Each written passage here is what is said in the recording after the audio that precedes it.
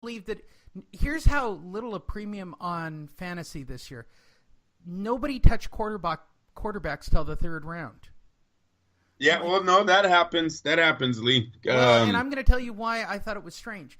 The problem I've seen with fantasy football, we place too much. Look, unless you get Julio Jones, there isn't anybody who's consistent week in and week out.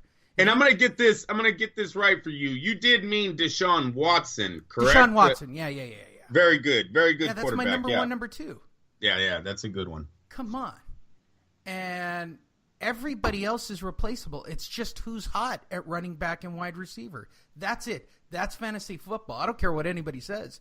I'll be there at the end because on the fly I can adjust. But you got to have solid quarterbacks and you got to have a solid defense. I think that's what wins fantasy football. Yeah, they put a lot of stake in the running backs on fantasy football. I took Gurley number one in my league. So you did play this year after all? Yes.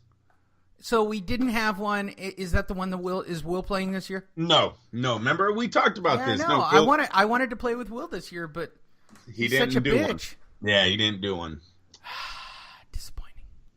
I guess it's time to talk about boxing. We've spent, there's a lot of boxing talk. That's right. There's a lot of boxing talk. As always, no matter what Andrew said, I would normally use Boxing Scene. It's a great website. But since it's going to be out of business soon, go to pound4pound.com. They will be out of business soon. Yeah. We're going to. I love the Leprechaun Will Trio, who I will probably run into next weekend. And anybody who's listening to this, because I know how many media members listen to this show, feel free to pass that along to Will.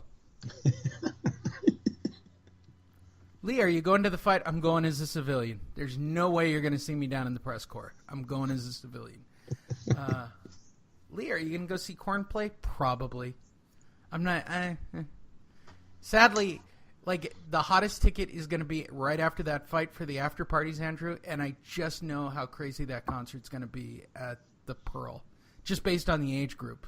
It'll be crazy. But I digress. On this date, September 8th, Andrew, Oh, he didn't do a September 9th yet? He's only got on this date yesterday. How disappointing. I'm not going to do it because he hasn't updated his website today. He's probably still hungover from getting drunk at the forum. Come on. You already know this about Will. He's an alcoholic. Oh, he stopped. No, he's not. He pisses himself at the table all the time, Andrew. No, he doesn't. What do you mean? Yeah. Why are you covering for this guy? Well, you can't go around saying that. I won't say that about Will. All right. He's a good guy. I wanted to keep this a secret for you, Andrew, but we have a special guest who's going to join us to discuss the HBO Superfly 3 card. Hold on. Let me get him. Harold, you're on. Andrew.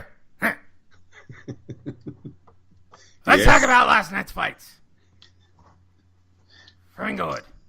So Lee stops hitting me. Last night in Inglewood, Suzuki Samurai defeated the Mexican kid. You sort of sound like if Beavis grew up. I love this. I love it. Huh?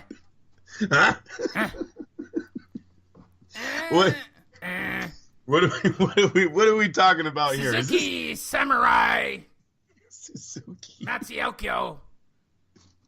Oh yeah, the first fight against the Mexican kid. Yeah. Andrew, you know they weigh 114 pounds? Yes. Jesus Christ. When I was on the streets of Flatbush learning the sport of boxing, there was nobody 114 pounds, Andrew. I digress. Suzuki Samurai Hasasaki put on a dominating performance for 10 straight rounds against the Mexican kid. What did you think? Yeah, exactly what you said. Dominating performance. Didn't really care, Lee. Didn't really care. Commentary from any of those assholes. Showtime was playing at this time. I was going back and forth. Had no interest in the first fight of HBO. Let me tell you guys, HBO has been on the bottom of every boxing night so far when they go heads up with someone. I do not remember. Maybe it's going to be this pay-per-view we have to purchase, but if they go up against ESPN, it's usually ESPN that has the better fights, and right now, Showtime/PBC is putting on the better fights than HBO. HBO, they're don't know their future. But go ahead. Let's go on with the HBO telecast. Fight number 2. What did you think of the boys in their call of the shiitake mushroom Mexican guy fight? I mean, what did you think of Andre and Chip? I thought they talked their way. Oh, and I'm on to the second fight, the Netes fight. Donnie Filipino versus the Mexican kid. Yeah, no, I think they were both Filipinos. Netes and Payate. What's his name? Picante? Yeah, Picante. I know. All right, I'll believe you. They're both from the Philippines. They're both from the Philippines. They're both brown, Andrew. They're both brown. This is true, too, yes. So, I thought HBO was doing fine. If you listen to the fight, HBO has this fight close all the way until the 12th round. Yeah, well, that's because I know my shit, Andrew. I hear you. No, Lederman, you did not. Listen, 117, Donnie 111. Filipino was correct. Ashton Picante there. Letterman was definitely mailing a scorecard before the fight was over. 117, 111, I did not see. I was taken at gunpoint to be here for this show. I'm just saying. Which takes us to the main event of the evening. Anyways. At that point. Yeah, Donnie Filipino and Ashton Picadillo. That was kind of ridiculous, right? I thought it was a close fight, Lee. I don't know what the outlash was at the end. In the first 6 rounds, they're talking about each guy. Ashton Picante winning 18 rounds in that fight. I mean, on that one scorecard, Andrew. Seriously? When you listen to me, you guys. Are you getting paid by the Picante people? Let me tell you Roy guys Jones something. Jr. paying you? Let me tell you guys something. Most of the time when one fighter throws over 350 punches, jabs, power shots, total shots, you are going to have refs on all 4 sides of the ring. Sometimes they're not seeing what's landing when it's missing. I've told you guys this many times. Do not blame the refs. Blame the fighter that allowed the guy across the ring to throw 300 more shots than him. That's who I blame. I had the fight close. I did agree Netes was taking rounds off. It looked like he was becoming a power puncher all night. All HBO was saying is how old he looked, how he looked like he was just going through the motions. Then the scorecards are read, and it's like a total, this is wrong. It wasn't wrong. I don't want to see the fight again. They should do the fight, a rematch in the Philippines. They're going to do the fight again, Andrew. But I don't know if HBO wants it. Did you know, Andrew, that I wear a diaper and I stay at home and watch the fights on TV? Netes should do that fight in the Philippines. Actually train. Andrew, I'm going to let you in on a secret, right? I just shit myself right now. So Lee's going to have to clean that up. Yeah, so whatever the case, I like activity, Lee. And sometimes refs get it wrong when they see one guy's just punching and the other guy is like HBO said, going through the motions. Literally, the 12th round, in my opinion, was the only round that Netes actually looked like he wanted to win that fight. Everything else, he's just sparring. Well, that got you a draw. Which takes us to the main event. My gardener, Juan Estrada. Did you know that, Andrew? That's my gardener. Juan Estrada. Just a boring night. It was just a boring night. Lee, then Felipe, whatever. Yeah, just call him Felipe. I'm just going with Felipe. I have a cousin named Felipe, so it's easy. Damn Mexican names, Andrew. I don't know what I'm going to do about it. Boring night. Boring night on HBO, especially because it came after the Showtime telecast. Once again, there's HBO saying, this is a showcase fight. Estrada should be showing more. It looks like he's going through the motions. It looks like he didn't train. I mean, I don't know where HBO is right now. Who's doing these matchmaking? I thought the best part of the night was when I butchered Sasaki Yamamoto's name. Yeah, I had to say it twice. Yeah, he kind of laughed too when he first tried. He was like, "I'm not gonna get this." Shiitake mushroom, whatever the fuck his name is.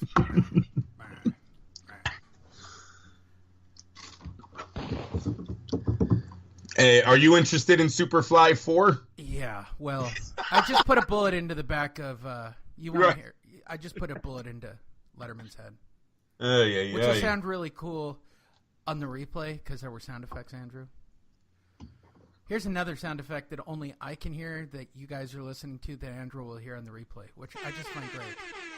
That's the best. It's a DJ horn. I think I'm going to put it after every one of my zingers from here on out. I so loved HBO's telecast of listening to those two fucking dipshits try to convince themselves about fighters and what they're into. Yep. It was, and then it's like phenomenal. It was like their conversations were so crazy that Andre stayed out of them. And then when it got too far, Andre would jump in and go, "I totally disagree with you." The number one word said by Andre Ward, "I totally disagree with you." I like when Jim said in like the 9th round of the Estrada fight or the Netes, he goes, "It's like he took the round off and still won it." Yeah. This is the whole taking rounds off in the later rounds bullshit happened. This is unbelievable. Unbelievable. Oh, God. By the way, for those of you wondering why Harold isn't joining us for the rest of the show, and I just put a bullet in his head sound effect, he will be back. I'm just telling you, it's really hard on my throat to do Harold Letterman for that long. It's like he's gargled glass. And I'm not doing him really. You don't even have to put a bullet in him. We just stun him. He drops. He's so old. You hit a stun gun on that man, you're damn near borderline cardiac arrest already. He's clearly at home. He's phoning this shit in. Yeah, no, that 117, 111. No, didn't see that. It's almost like Bob Arum at this point. Every joke I do about Bob Arum and Harold Letterman to me, I think, are the same impression. Except Bob is always asleep in my mind because I've actually sat at the table with Bob and he looks like he's asleep most of the time. I don't know if it's not good TV to actually tell the fans the truth about how one man is more active than the other and how judges sit on all 4 different sides of the ring, meaning sometimes they don't see everything. That's just human error, right? That's gonna be there. Here's my problem with the HBO telecast. I really hate Lampley, and I really, it's well documented how much I hate the HBO crew. And I feel bad because Andre Ward can't get in and talk because those two dipshits talk so much that Andre Ward is... Especially Max. Yeah, Max Kellerman is literally out of control. I think you honestly need Roy because his personality is so much bigger and tougher. I don't think Andre's sure of himself yet, so he's not all the way Andre's still thinking about fighting. You see that too? You see how he was like still thinking about coming back, even threw a few of those liners in there last night? I mean, yeah, I think you're totally right. Roy Jones was about as close to a Emmanuel Stewart as you get. What I loved about Roy is he can see things early, tell you they're going to affect the fighter late, and then it happens right in front of your eyes. That is a good TV commentator, right? Fight caller. These are what people, the fans, the average fans, they're looking at when you tell them that. The average fan doesn't give a shit. They're listeing to Max and I think Emmanuel Stewart have crazy conversations. I think Emmanuel Stewart, guys that can call things early and then watch them play out. I think it's better for the fight. I really do. It gives you something to watch, something to look for. Even if you're the guy going for the underdog and he tells you something, because the man, him and or he used to, rest in peace, but him and like Roy Jones, because they get it right so often, it almost brings your interest in the fight up. To see if he's going to be right again. The other two dingbats, they literally are just kind of going with the flow. They say what's out there, what's on their mind, what the fighter has done in the past. One thing I hate about the calling the fights right now in the sports world, There's too much opinions going on